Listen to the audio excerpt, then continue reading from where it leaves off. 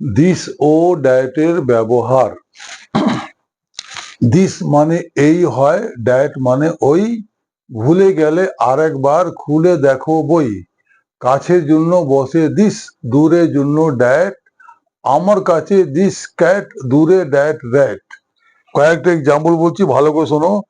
এই গাছ, এই ঘড়ি, এই বাক্স, এই আলমারি, এই আম, এই স্থান, এই শহর, এই গোলাপ, এই গ্রাম, এই কবিতা, এই পাঠ। ওই দিয়ে কয়েকটা বলছি শোনো।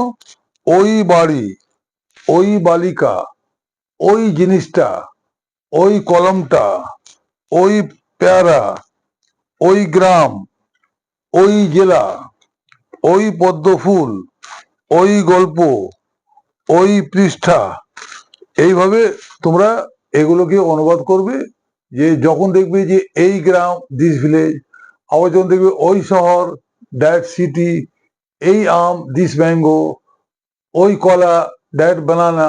যখন থাকবে এই, তোমাকে নিতে হবে দিস, আর যখন থাকবে ওই, তোমাকে ব্যবহার করতে হবে দ্যাট।